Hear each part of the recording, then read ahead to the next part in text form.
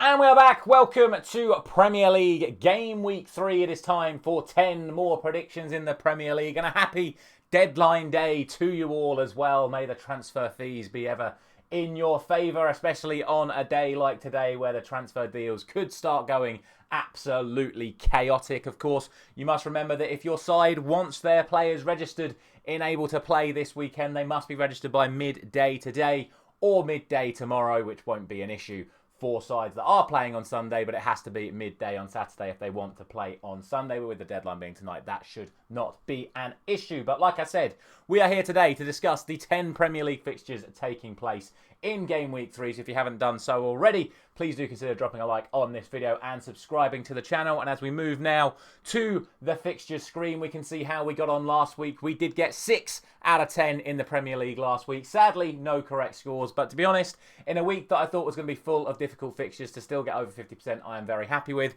And after a very successful Wednesday night in the League Cup, our season scores now go up to 51 out of 83. And 6 correct scores overall. We got the Wolves 2-0 against Burnley spot on Wednesday night. And a quick reminder as well to all of you that we will be doing all of the Nations League predictions over the course of the coming international break. So if, like I said already, if you're not subscribed, please do subscribe so you don't miss out on any of that. And if you want to get involved in our Super 6 competition that we are running this year on the channel, you can do so by using the code available on your screen or in the link in the description if you are watching or listening, should I say, on any of the podcast platforms. Now, without any further ado, let's get into it. Game Week 3 of the Premier League, which starts Saturday lunchtime with Arsenal against Brighton. Two sides that have won their opening 2 fixtures so far this season. And the way both sides have played, I think this is going to be a relatively tough game. It's a real sort of tester for me as a Manchester United fan to sort of see where Man United are. Obviously, Manchester United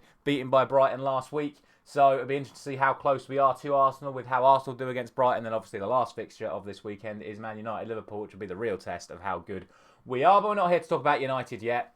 In terms of Arsenal and Brighton itself, like I said, I think it's going to be a tough game. I do think this will be the first game where we could see Arsenal conceding a goal. However, they just look so good going forward, Arsenal. They look so methodical in their build-up play right now. I think it's going to be a much tougher game for Brighton. Obviously, Manchester United did have chances against Brighton that they probably should have scored. And to be fair, Arsenal have had real chances to concede in their opening 2 fixtures. But David Raya has been on absolute tip-top form at the start of this season. So I'm going to go for 2-1. I could probably see it being 3-1 as well, but I do think Brighton are going to get a goal. I think if Brighton score first, we could be in for a very, very interesting game. But ultimately, I think it is still going to be Arsenal that end up coming out on top.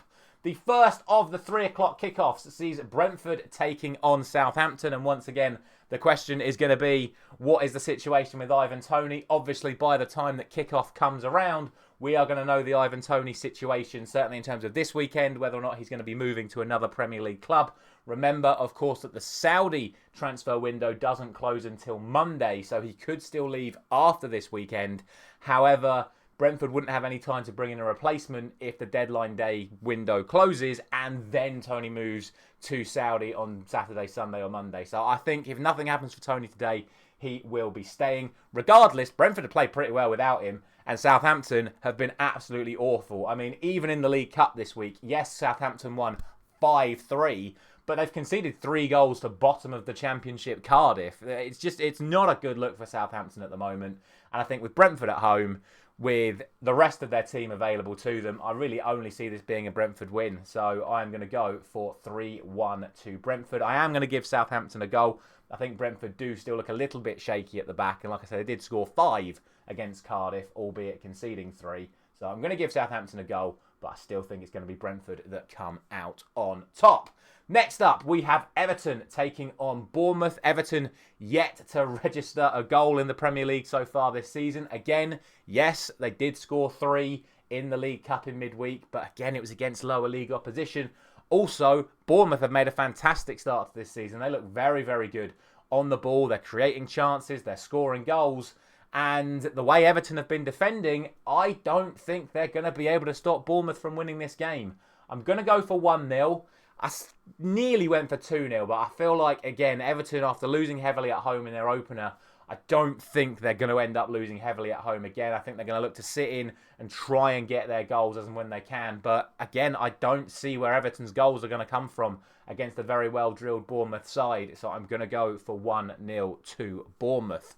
Next up, it is Ipswich Town, another promoted side, taking on Fulham. And again, Ipswich yet to win. In fact, have lost every game so far this season, including being the only Premier League team to lose to lower league opposition in the League Cup in midweek. Of course, losing to Wimbledon on penalties after drawing in 90 minutes, after only equalising with, I think it was 2 minutes to go in that match. So it's been a really poor start to the season for Ipswich. Fulham have looked very good in their 2 opening games, but unlucky not to get the draw against Manchester United, and then were comfortable, in my opinion, victors in their 2nd game of the season. I then look at this fixture and go, realistically, this is Fulham's game to lose once again. This is definitely an opportunity for Ipswich to get their first points of the season. It's definitely an opportunity for them to get their first win of the season, certainly with them being at home. But again, I've just not seen enough from these promoted sides so far this season to really suggest to me that they're going to do anything to cause any of the established Premier League teams any problems. So I'm going to go for 2-1 to Fulham.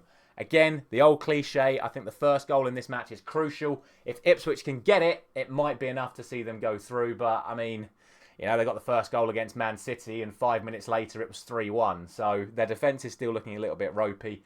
Fulham's creative midfielders are looking good. Their new signings should be available. Joachim Andersen looked really good in the defence for them in the League Cup. So he's going to be there for the Premier League for the first time. I just think Fulham are going to end up winning this game. The final of the promoted sides is, of course, Leicester City, and they take on Aston Villa, who look to bounce back from a relatively tricky start to their season. I mean, they've still done well in their opening matches. They won away at West Ham. They were beaten by Arsenal at home in the end, but they still played pretty good. Some of their players certainly looking very, very dangerous. They come up against a Leicester side that obviously got the draw against Tottenham and were then beaten last week. It's just, again, for me, against the better side in the Premier League, I just really struggle to see how Leicester stop Aston Villa winning this game. If we're being honest, they should have lost to Tottenham. It should have been 3 or 4 to Tottenham, and it wasn't. So I think Villa, with the clinical players that they've got available to them, I think this is going to be Ollie Watkins' sort of welcome back to the Premier League game. I think I can see him grabbing at least a couple in this one. But I'm going to go for 2-0. I nearly went for 3-0, but I'm going to be respectful to Leicester. They have defended relatively well in their opening games, but again, I don't see this being anything other than an Aston Villa victory, and I'm going to go for 2-0 to them. The final 3 o'clock game sees Nottingham Forest taking on Wolves, and this, to be honest with you, is probably the game that I've spent the most time thinking about, because I really think this is the toughest one to call. Forest, I think, have had a pretty good start to the season. Well-earned draw in their opening game, and then obviously the victory in their second one. And then Wolves losing 6-2 to Chelsea just makes it a really awkward one to place, if I'm being honest with you. So I kind of want to go for Forest because they're at home, but I look at Wolves, I look at the calibre of their player, and I do think Wolves can get something out of this game. Is the 6-2 more a reflection on how good Chelsea are going forward, or signs of defensive frailties in the Wolves' defence? I don't really know. I've gone for a 1-1 draw because I just think the way Forest have played so far this season, obviously they got the draw and then eventual loss on penalties to Newcastle in midweek as well.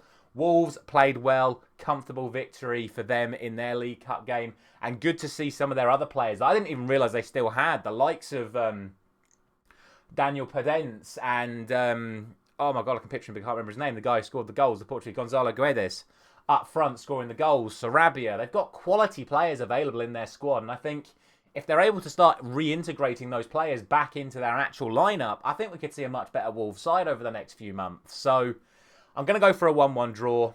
My head says that Forest probably should still win, but they didn't win their opening game at home, so I'm going to go for that 1-1 draw here.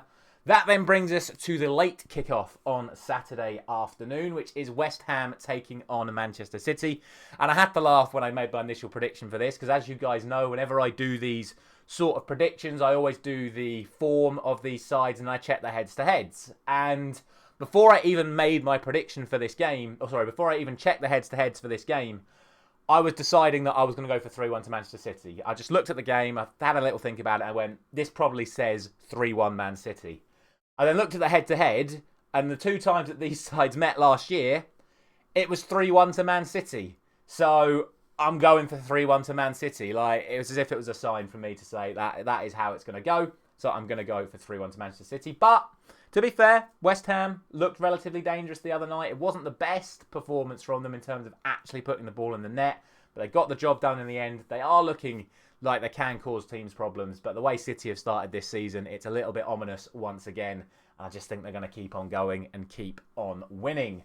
That then brings us to Sunday, and the other game that, quite frankly, this scoreline could be absolutely anything, because it is Chelsea at home to Crystal Palace. And obviously Chelsea 6-2 winners last time out against Wolves. They then lost in the Europa League last night to Servette. Crystal Palace obviously losing their opening 2 games of the season, then winning comfortably in the League Cup, again, albeit against lower league opposition. And I've got to look at this and say, it's really Chelsea's attack versus Chelsea's defence as to what this scoreline is going to be. I expect Chelsea to win this game. I expect Chelsea to score goals. They've got so much quality. Crystal Palace's defence is in absolute disarray at the moment. They've got injuries and they've sold players. It's going to be touch and go whether or not Lacroix is going to be available for Sunday's game. Although, like I said earlier, he should be registered in time because their game isn't until Sunday. But is he going to be available to just go straight into the first team? They might need him to, because of how defensively frail they are. But then Chelsea, at the other end of the pitch, look like they can concede every time an opposition attacks. And when you've got the likes of Mateta, Eza, Kamada, Ismail Assar, Eddie Nketiah now joining as well, Palace are definitely going to score goals in this game as well. So, it's one of them games where it's like, get a dice, roll the dice, and whatever numbers come up, that's what you go for. I'm going to go for 4-2 to Chelsea. I still think Chelsea will win. But, yeah, absolutely ridiculously bizarre game to call this one with Chelsea at the moment. But I'm going to go for 4-2 to them. At the same time as that game, another very interesting game between Newcastle and Tottenham. Newcastle, who have not made the best start to their season. Poor performances against Southampton and I can't remember who it was in their second game, but they didn't get the result in their second game. Tottenham then, on the other hand, of course, drawing with Leicester in their opener, but then beating Everton in their second game. Newcastle, of course, also had that extra game in the League Cup in midweek where they drew to Forest after scoring after 19 seconds and then not really doing too much else after that all the way through until the penalty shootout. So really tough to sort of place these sides in terms of form. You then look at their head-to-head record, and last 2 times Newcastle have played Tottenham at home, they won 6-1, then 4-0. However, when Spurs were at home last year, they beat Newcastle 4-1. So it's tough. Again, with them being at home, I would still expect Newcastle to get the win. As with all of the games between these two sides over the last couple of years, I'd expect it to be high scoring. So I'm going to go for 3-2 to Newcastle. Nearly went for 3-1. But like I say, defensively, Newcastle look a little bit dodgy at the moment. And that could be where Spurs end up going on to get at least a draw or maybe even a win in this match. But I still think Newcastle, Tonali back in the side, Gordon, Isak flying around up front. I still think they're going to cause that Tottenham defence a lot of problems. And they're still going to score a lot of goals. And then finally, I've been putting it off, thankfully, because it was the last game of the video slash audio. It is Manchester United against Liverpool in the main event slot, the final game of the Premier League weekend before the first international break of the season. It's at Old Trafford. Manchester United need a big performance. It's Erik ten Hag against Arne Slot in a first official capacity in England. Of course, these sides met in pre-season and Liverpool won 3-0 that time. And I look at it and I just think, again, it's your classic head or heart. Are we going to have another chaotic game like we had in the FA Cup, like we had at Old Trafford last year where United won in the Cup and drew 2-2 in the league? Or are we going to get a game like that goes with form from what we've seen at the start of this season where Manchester United have looked dangerous but don't ever really look like actually putting the ball in the net? Whereas Liverpool look dangerous every time they attack. And then once they've gone ahead in games, they have absolutely controlled people off the pitch. And unfortunately, even as a Manchester United fan, I have to take that bias hat off and say that's the way I see it going. I think it's going to be a pretty chaotic, scrappy affair to begin with. But I don't see Manchester United getting that go-ahead goal. I think Liverpool are much more well-organised defensively. And the way we've been attacking, I don't see us scoring But I do see Liverpool scoring. I think once Liverpool get that go-ahead goal, I think the game will be done. I still think they'll have more chances, which is why I've gone for 2-0 rather than 1-0. But unfortunately, I just don't see Liverpool not winning this game, which is a real shame to see because we're only 3 games into the season. And I do think Manchester United are behind Liverpool. I really do. I think the way the seasons have started, I think Manchester United are not in as good a spot as Liverpool are right now. I think we need a good deadline day. It looks like the whole Sancho thing's going to fall through. So who knows what sort of situation we're going to be in come Sunday. Liverpool, I think, are going to be in a much stronger position than us. And I think it is going to be Liverpool that get the result. But that's just what I think. Let me know what you think, of course, as always, both down in the comments section by joining the Super 6 League or by getting involved in the community page where you can vote for and comment on every single one of these 10 Premier League fixtures.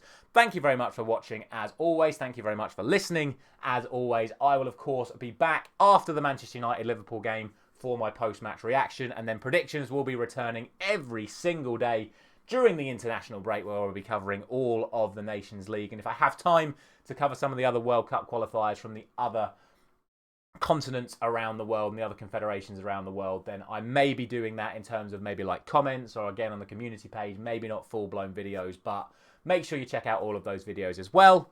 I'll be back with one of those videos, so thank you very much for watching and listening once again. I'll see you very soon.